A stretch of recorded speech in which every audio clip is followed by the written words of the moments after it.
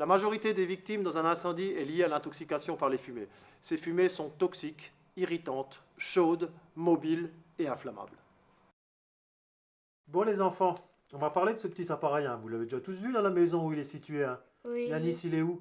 Dans le couloir Dans le accroché sur couloir, le mur. accroché au plafond. Et il sert à quoi? À détecter la fumée. À détecter la fumée. Et puis encore peut-être quand on a des courants d'air dans la maison. Ça aussi, quand il y a beaucoup de poussière. Donc c'est plein de petites choses qui peuvent venir le déranger. À ce moment-là, il sonnera. On va faire un petit test.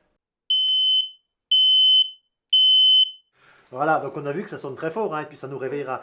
L'idée, c'est surtout que ça sonne la nuit quand on dort et que ça puisse nous prévenir et de se réveiller qu'il y a un problème. Parfois, il va émettre un autre petit son. Ça veut dire quoi? Il n'y a plus de pile. Ouais, ça veut dire que pas qu'il n'y a plus de pile, mais que la pile est bientôt vide. Ces petits appareils ont une durée de vie, ça c'est pour maman, ont une durée de vie De 10 maximale de 10 ans. Voilà. Donc à ce moment-là, tous les 10 ans, il faudra songer à le remplacer.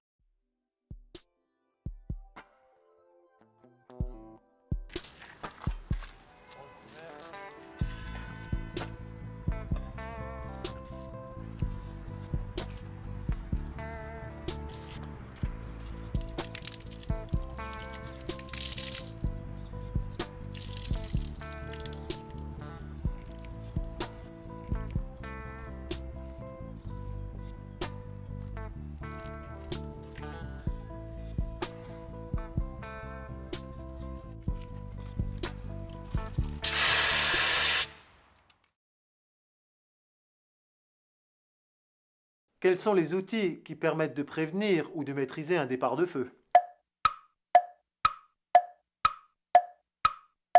Un chiffon humide. Un détecteur de fumée. Un extincteur.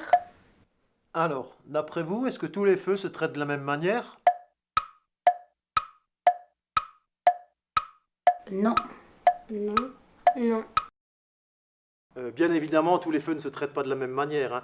On va rester simple, on va en parler de les feux type gras, donc huile, et les feux type, on va appeler ça solide. Dans les cas de feux type gras, là on utilisera ou un chiffon ou un couvercle pour bien sûr étouffer, enlever l'élément oxygène pour étouffer le feu.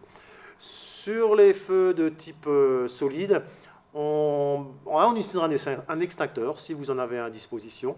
Et sinon, s'il n'y a plus moyen, si le feu prend déjà plus d'ampleur, là, on privilégiera la solution d'évacuation.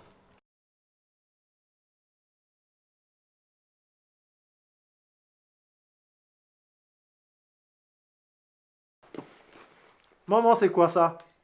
Une multiprise. Ouais. Est-ce que cette multiprise, on peut l'utiliser pour tout? Je pense pas. Alors, si on peut l'utiliser pour tout, par contre, il faut être très vigilant au nombre d'appareils qu'on va brancher dessus. Parce que sur ces multiprises, il y a toujours indiqué à un moment donné une puissance. Et là-dessus, ça va être la puissance électrique qu'on va pouvoir mettre.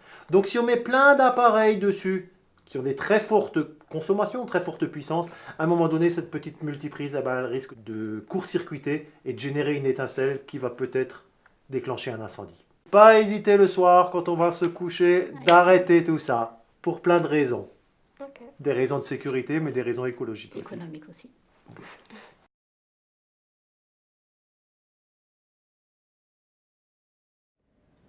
Bon les enfants, on a vu qu'il y a différents types de feux. Ouais. Donc là on est dans la cuisine pour voir quoi? Un feu gras. Qu'est-ce que c'est gras? C'est de l'huile qui va se réchauffer et brûler. Donc là on va être dans les petits exercices pratiques de la cuisine. Donc on va imaginer qu'il y a un feu dans cette casserole. Qu'est-ce qu'on va faire? Première des choses, tout de suite, on coupe la plaque. Deuxième des choses, tout de suite, on coupe la haute. Pour pas que les fumées et la chaleur partent dans la haute. Sans paniquer, on prend le couvercle, on s'abaisse un petit peu et on le pose. Maintenant les enfants, on n'a pas de couvercle. Qu'est-ce qu'on a à portée de main aussi? Un chiffon. Un chiffon! Ce chiffon, qu'est-ce qu'on va faire? On va l'humidifier. Ça veut dire qu'on va juste le mouiller. Allez, on le mouille très vite. On l'essore, il ne faut surtout pas qu'il dégouline, surtout pas. À ce moment-là, il y a une façon très précise de le prendre.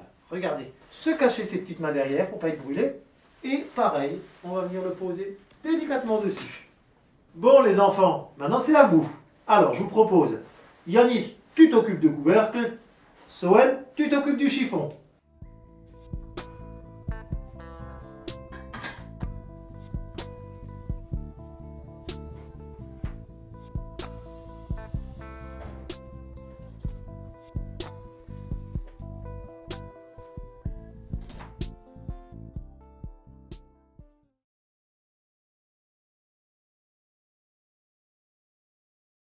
Comment agir quand un feu n'est plus maîtrisable?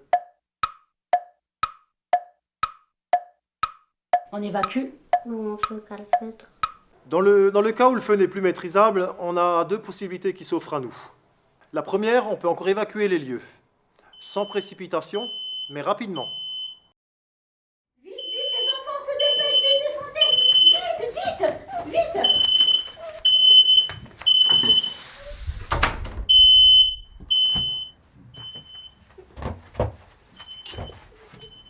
Mince, mon téléphone!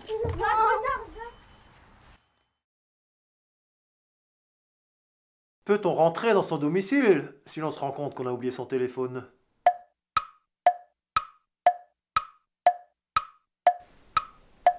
Bien sûr que non.